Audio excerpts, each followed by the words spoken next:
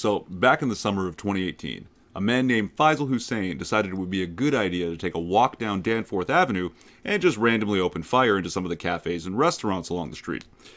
He killed 2 people and injured 13 others. Now, many of the victims and some of the friends and family of the victims have decided it would be a good idea to petition the government for a federal ban on legally owned handguns.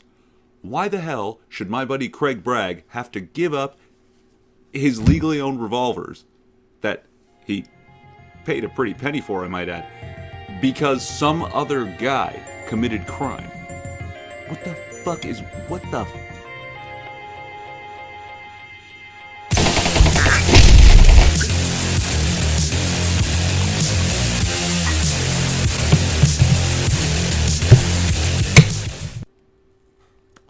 So I was listening to the talk radio. Alex Pearson doing her point-on-point show. Look her up.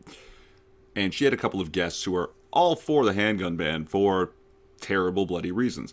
The first guest said something along the lines of, he hates the argument that gun laws don't work because they do, and pointed out that he used to live in Windsor, which is right across the bridge from Detroit, the murder capital of the United States.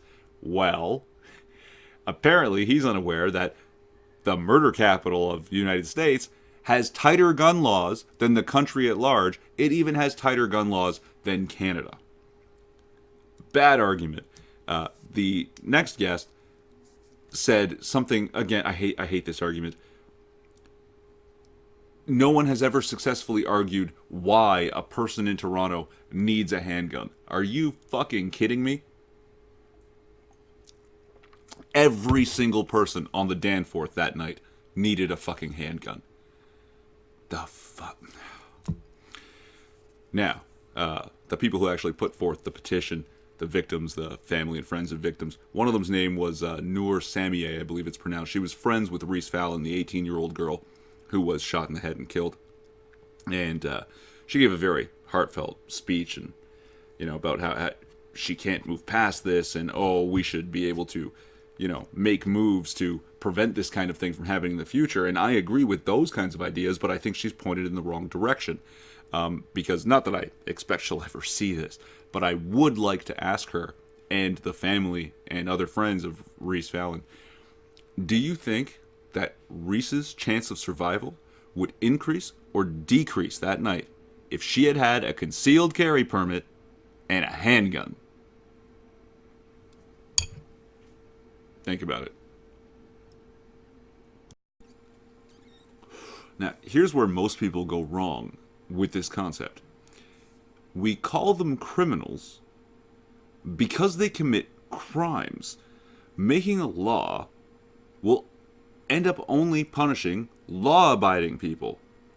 Criminals who want to find a gun don't have to find, so what if this gun, this one gun in this one crime, was originally purchased legally? It was obtained by Faisal Hussein illegally, and he will get an illegal gun even if we ban all handguns that are legally owned. He'll still find one. The people who want to will find them.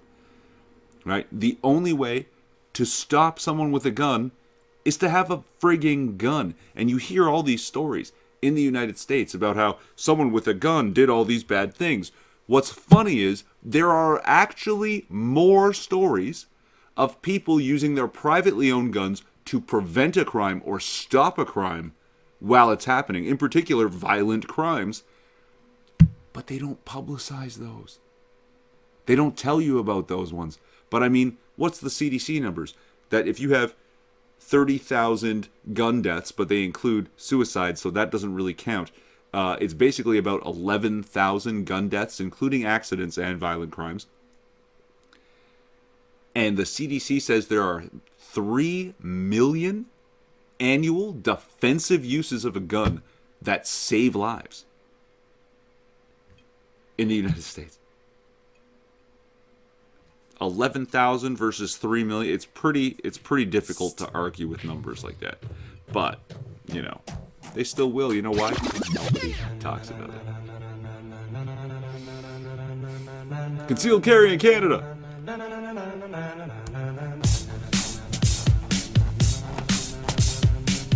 relevant links to shit I said in the description. Maybe. I'm a ring twin. Like, subscribe, or don't. It's a free country. At least it used to be.